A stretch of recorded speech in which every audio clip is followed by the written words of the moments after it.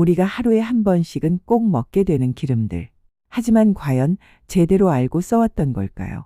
우리는 밥을 지을 때도 계란을 부칠 때도 무심코 기름을 한 스푼씩 붓습니다. 한쪽에서는 올리브유가 혈관 건강에 좋다고 하고 다른 쪽에서는 카놀라유가 치매를 부른다고 하고 또 어디선가는 씨앗기름이 만성질환의 주범이라고 말하죠. 정보는 넘치는데 정작 무엇이 사실이고 어디까지 믿어야 하는지는 헷갈리는 시대입니다. 며칠 전 한 사람이 이런 얘기를 들려줬습니다. 마트에서 식용유를 고르고 있는데 바로 옆에서 어떤 여성이 남편에게 이렇게 말하더랍니다. 씨앗으로 만든 기름은 다 염증 일으키니까 절대 사면 안 돼. 그 말을 듣는 순간 괜히 본인도 가슴이 쿵 내려앉더라는 겁니다. 평생 써온 기름이 한순간에 나쁜 것처럼 느껴졌다고 말이죠. 하지만 차분히 들여다보면 씨앗유 전체가 건강에 해롭다는 주장은 미국이나 유럽 영양학계에서 과학적으로 인정된 바가 없습니다. 다만 과도한 정제, 과도한 반복 가열, 과도한 오메가6 비율이 문제일 수 있다는 의견이 있을 뿐입니다. 결국 문제는 씨앗 그 자체가 아니라 가공 수준, 사용 습관, 지방산의 균형 속에 있다는 거죠. 그래서 지금 우리가 할 일은 막연한 공포가 아니라 이해입니다. 기름의 구조와 성질, 쓰임새, 생산 방식, 발현점과 산화 원리를 이해하면 건강을 지키는 첫걸음이 훨씬 쉬워집니다. 예를 하나 들어볼까요? 건강을 위해 매일 아침 샐러드에 아보카도유를 뿌려 먹던 한 여성이 있었습니다. 그런데 한 달 뒤 건강검진에서 수치가 오히려 나빠졌다는 결과를 듣게 됩니다. 왜 이런 일이 생겼을까요? 아보카도유를 생식으로 먹는 선택 자체는 나쁘지 않습니다. 하지만 이 사람이 구매한 건 정제 고온압착 아보카도유였습니다. 생식용이 아니라 고온조리용으로 만든 기름을 생으로 먹다 보니 기대했던 폴리페놀, 항산 화물질은 거의 남아있지 않았던 거죠.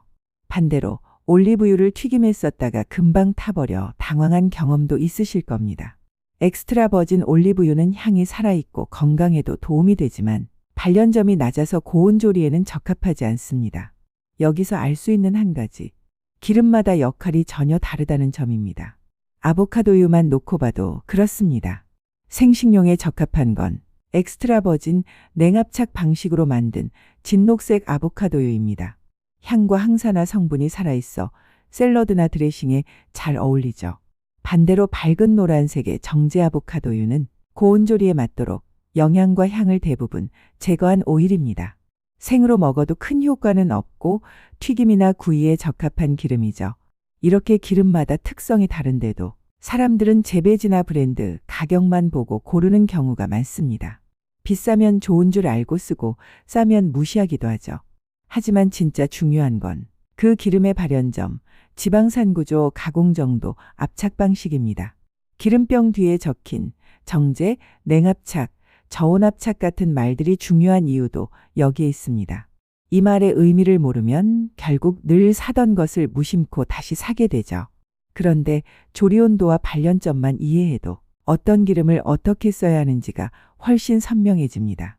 이제 우리가 많이 쓰는 기름들을 기준으로 생산 방식과 발연점에 따라 한번 정리해 보겠습니다.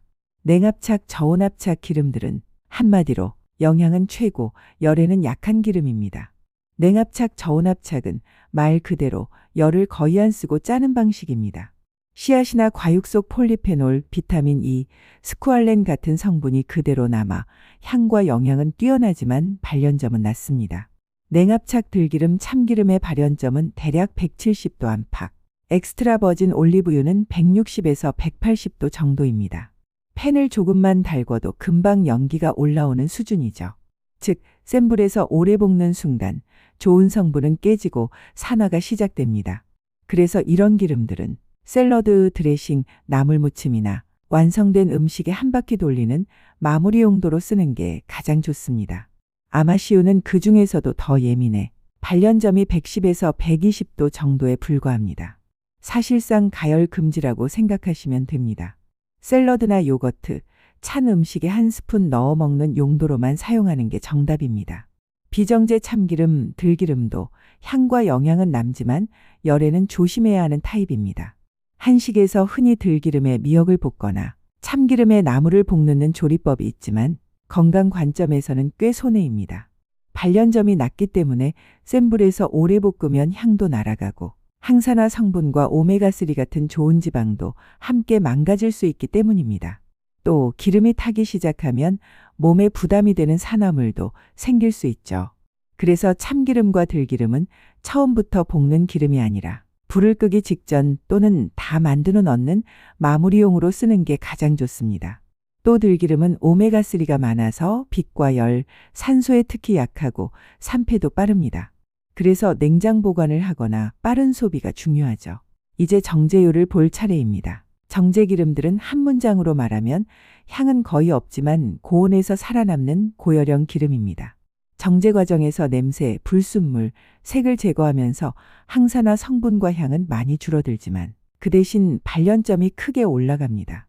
정제 아보카도유의 발연점은 250도 이상으로 튀김만 놓고 보면 거의 최강 수준입니다. 연기가 잘 나지 않고 높은 온도에서도 오래 버티죠. 정제 해바라기유는 230도 안팎, 정제 카놀라유는 200도 중반 정도입니다. 가벼운 맛과 높은 발연점 덕분에 볶음, 부침, 튀김 등 가정과 식당에서 널리 사용됩니다. 정제 포도씨유나 옥수수유도 이 그룹에 속하죠. 발연점은 높은 편이지만 오메가6 비율이 높고 튀김 후 반복 가열 시 산화와 유해산화물 생성 위험이 커질 수 있다는 점을 꼭 기억해야 합니다. 그러니까 정제유는 나쁜 기름이라기보다 튀김과 고온 조리에 꼭 필요한 기름입니다. 다만 오래된 기름, 여러 번 재사용한 기름만 피하면 됩니다. 이제 고온 압착 기름을 보겠습니다. 고온 압착은 압착 전에 원료를 볶거나 데운 뒤 짜는 방식으로 영양은 일부 줄지만 수율이 좋아지고 발연점도 냉압착보다 높아집니다. 일부 땅콩유는 고온 압착 방식으로 만들어지는데 발연점이 높아 센 불에서 볶아도 잘 견딥니다. 그래서 중식 볶음에 많이 쓰이는 이유가 여기에 있습니다. 고온 압착 해바라기유 역시 정제유보다는 향이 조금 남아있으면서 발연점은 충분히 높아 일상 조리에 쓰기 좋습니다. 정리하면 냉압착은 발연점은 낮으나 영양은 최고라 샐러드나 마무리용으로 좋습니다. 비정제는 향이 강하고 발연점이 낮아 불을 끄고 넣어야 좋습니다. 정제는 영양이 적은 대신 발연점이 높아 볶음 요리와 튀김에 최적이죠. 고온 압착은 발연점이 중간에서 높음 수준이라 일상 조리용으로 좋습니다. 아마시유는 발연점이 최저 수준이니 가열은 절대 금지입니다. 이렇게만 기억하셔도 샐러드에는 엑스트라 버진 올리브유나 아마시유, 볶음에는 카놀라유나 해바라기유, 튀김에는 정제 아보카도유나 고올레산 해바라기유를 쓰는 이유가 자연스럽게 이해되실 겁니다.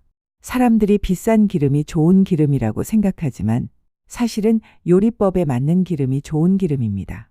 이제 시안유 논쟁과 핵산 이야기도 짧게 정리해 보겠습니다. 시안유가 건강에 나쁘다는 쪽에서 흔히 내세우는 근거는 오메가6 비율이 높아 염증을 유발할 수 있다.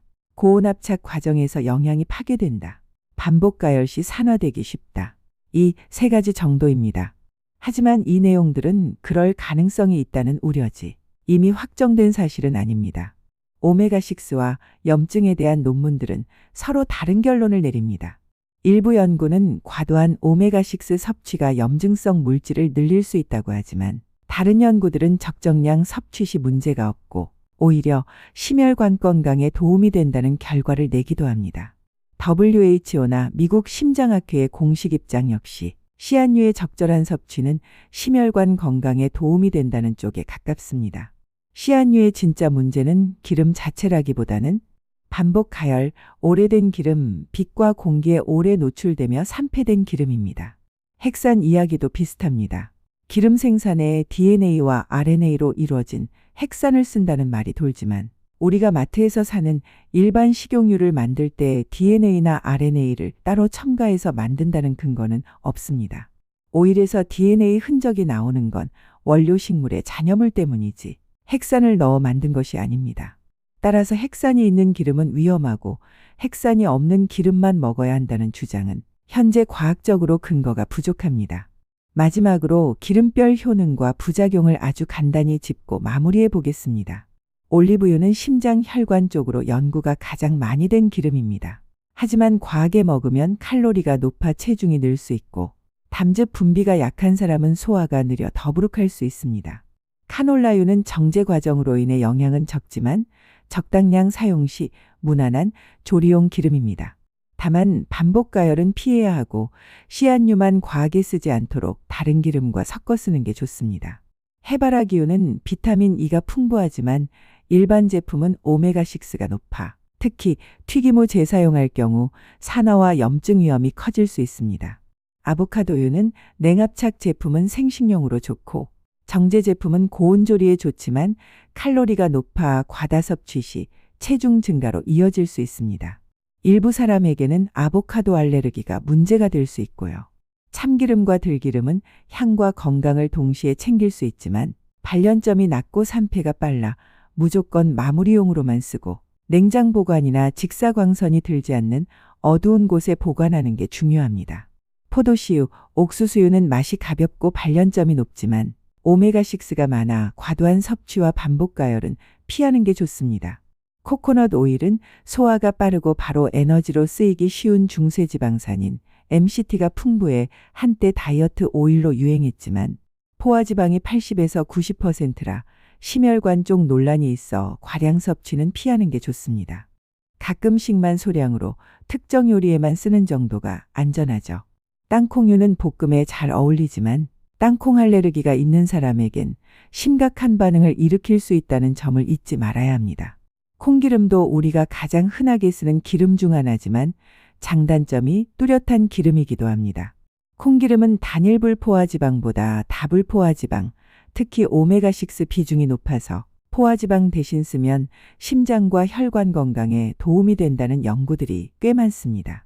발연점도 230도 안팎으로 꽤 높아서 볶음이나 튀김 같은 고온조리에 무난하다는 장점도 있죠. 하지만 이 기름의 단점도 분명합니다. 오메가6가 많다 보니 너무 많이 먹고 튀김 기름을 반복해서 쓰는 식으로 관리가 잘 안 되면 산화가 빨라지고 몸에 부담이 되는 방향으로 기울 수 있다는 점입니다. 기름 자체가 나쁘다기보다 사용 습관에 영향을 많이 받는 기름인 셈이죠. 결국 콩기름은 적당량만 사용, 반복 가열 금지, 다른 기름과 균형 있게 섞기. 이 세 가지만 지키면 충분히 무난하게 사용할 수 있는 기름입니다. 이제 전체를 한 줄로 요약해 볼까요? 어떤 기름이 좋냐, 나쁘냐 보다 좋은 기름도 잘못 쓰면 나빠지고 평범한 기름도 제대로 쓰면 충분히 유익하다는 게 더 중요합니다. 내일 부엌에서 기름병을 집을 때 이 기름이 지금 내가 하려는 요리와 잘 맞는 친구인지, 그리고 혹시 너무 태우고 있지는 않은지 그것만 한번 생각해 보세요. 그 짧은 생각 하나가 혈관을 지키고 염증을 줄이고 몸속 산화를 막고 당신의 식탁을 더 건강하게 바꿔줄지도 모릅니다. 영상이 유익하셨다면 좋아요, 구독, 알림 설정 부탁드려요. 행복한 하루 되세요.